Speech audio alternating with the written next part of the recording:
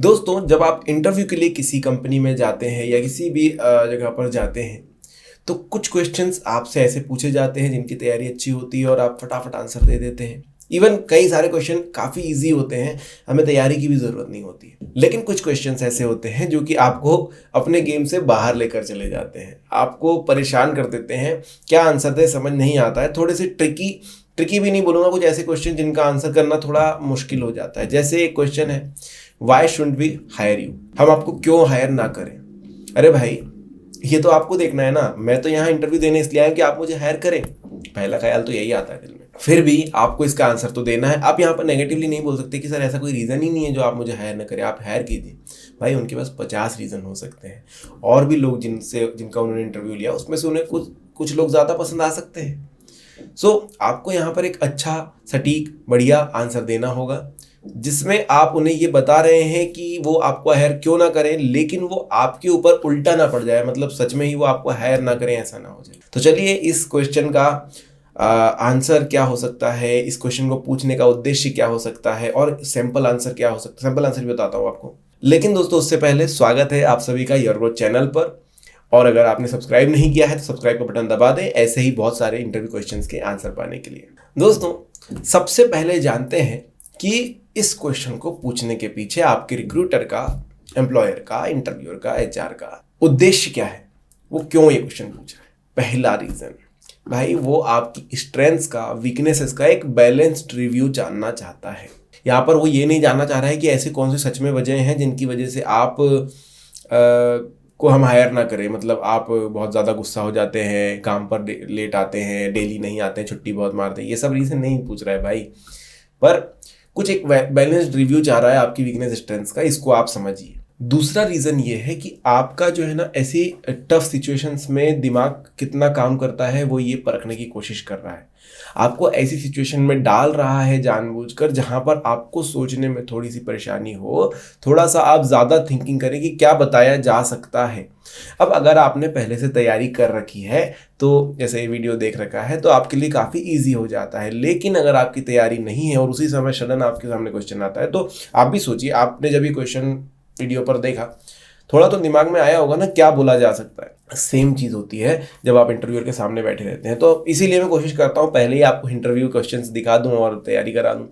तो यही सिचुएशन में आपको डालने की साजिश है, कोशिश है कि भाई आप ऐसी समय पे जब थोड़ा सा नर्वस हो जाते हैं तब क्या सोच सकते हैं, कितना प्रेशर में आप सोच सकते हैं। साथ ही साथ दोस्तों, ये जो क्वेश्चन है ना, आपकी कुछ एक वीकनेसेस को अनकवर भी कर सकता है। हो सकता है आपने अपनी स्ट्रेंथ्स में, वीकनेसेस में उन्हें सब कुछ ना बताया और यहाँ पर अब जो है आप उन्हें सच सच 2-3 चीज़ें बता दें। उनका एक अप्रोच तो ये भी रहेगी ना कि आपके बारे में कुछ ना कुछ ऐसा पता चल जाए जो लिटरली कंपनी के लिहाज से गलत है।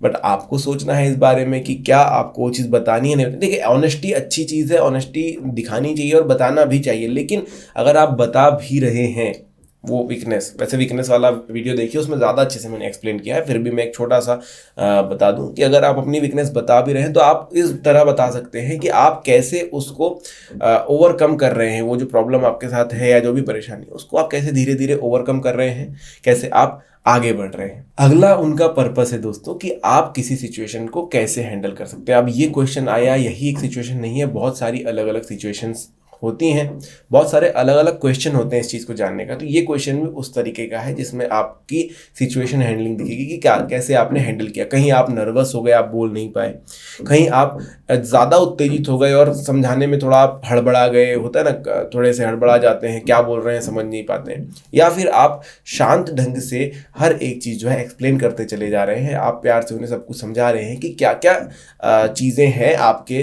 अंदर जो कि आपको इस कंपनी में ना हायर करने के लिए बनाती है, लेकिन आप उन चीज़ों को कैसे ओवरकम कर रहे हैं, कैसे आगे बढ़ रहे हैं।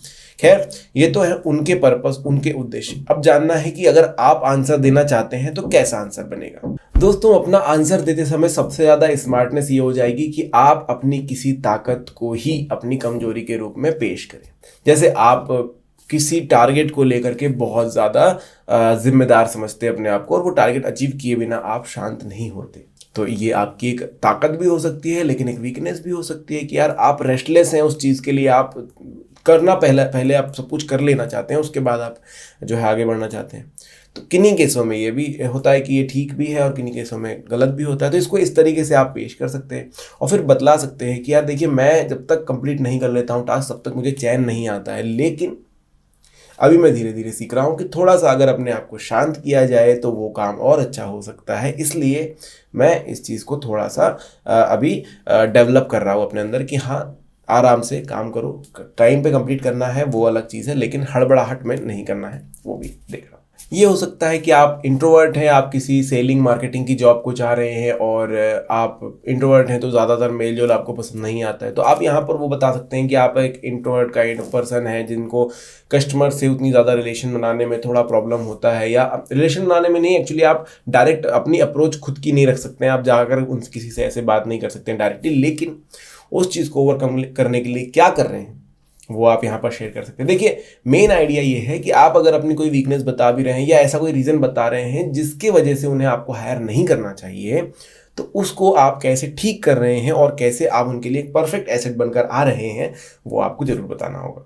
कभी भी ये गलती ना करें कि भाई वहाँ ऐसा कोई रीज़न ही नहीं है सर जिसकी वजह से आप मुझे हायर नहीं कर सकते, there is no reason not to hire मी।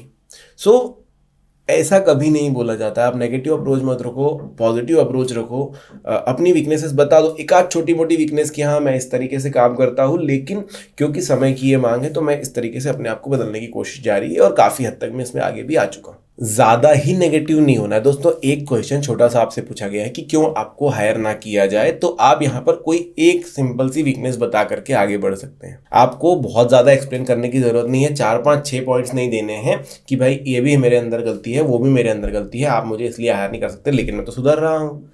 सामने वाला बोलेगा बेटा जब तुम सुधर जाओ तब आना, अभी तुम निकल, पहली फुर्सत में निकल, कोई जरूरत नहीं तेरी। तो कोशिश ये करें कोई एक आध वीकनेस बताएं जो उस जॉब रोल से संबंधित ना हो तो और भी अच्छा है। देखिए, कोई अगर मार्केटिंग की जॉब है, आपको कुछ मैन्युफैक्चर करते नहीं आता, आप वहां पर नहीं कर सकते हैं काम, तो आप उस चीज़ को बता दो कि मेरी वीकनेस ये है जिसकी वजह से हो सकता है आप मुझे हायर ना करें, लेकिन इस जॉब रोल के लिए मैं परफेक्ट हूँ क्योंकि यहाँ पर मैं सारे काम जो होते हैं वो मुझे आते हैं और वो भी चीज़ मैं धीरे धीरे सीख रहा हूँ। ये भी एक पॉइंट हो सकता है कि आप अदर जॉब्स के लिए जो वीकनेसेस हैं वो आप बता सकते हैं, यहाँ की जॉब आप परफेक्टली कर सकते हैं, वो बताइए। खैर, हम चलते हैं आंसर की तरफ, सैंपल आंसर की तरफ, जो कि काफ़ी अच्छे से आपको समझा देगा क्या करना है क्या नहीं, और इसको रेफरेंस बनाकर आप अपना आंसर भी तैयार कर सकते हैं। तो आंसर इस प्रकार है, maybe you shouldn't hire me because I lack experience with the job. अगर आप दोस्तों एक फ्रेशर हैं तो इस तरीके का आंसर दे सकते हैं कि आप मुझे शायद हायर नहीं कर सकते क्योंकि मेरे पास एक्सपीरियंस नहीं है, आप फ्रेशर हैं। लेकिन अभी देखिए, अभी खत्म नहीं हुआ है, अभी आगे। So if you are looking for someone who will excel from day one, someone who did the same work before, I am not the right candidate. But if you prefer someone young and eager to learn, someone motivated and passionate about the field, someone you can to train and lead in work, and someone who has a potential to become really skilled in the job, then perhaps I am a good choice. यहाँ पर देखिए, पहले तो उन्होंने बताया कि आप मुझे क्यों नहीं हायर कर सकते हैं क्योंकि मैं जो हूँ फ्रेशर हूँ, लेकिन मेरे अंदर और क्या क्या चीज़ें हैं जिसकी वजह से मैं इस चीज़ को खारिज करके आगे बढ़ सकता हूँ, वो आपने यहाँ पर ऐड करी। जब आप ये चीज़ें ऐड करेंगे तो आप फिर से अपना जो है स्थान पक्का कर रहे हैं कंपनी के अंदर। आप बता रहे हैं उन्हें कि मैं जो हूँ कर सकता हूँ। आप कहीं ना कहीं उन्हें एक कॉन्फिडेंट दे रहे हैं आपके ऊपर और आपके काम के ऊपर। तो ये है दोस्तों तरीका। आई होप आपको इस चीज़ से समझ आ चुका होगा। अगर आपको वीडियो अच्छा लगा या फिर कुछ डाउट है, अगर वीडियो अच्छा लगा तो लाइक कीजिए, कुछ डाउट है कुछ क्वेश्चन है तो कमेंट सेक्शन में पूछिए। आज के वीडियो में इतना ही, मिलेंगे नेक्स्ट वीडियो में, तब तक के लिए धन्यवाद।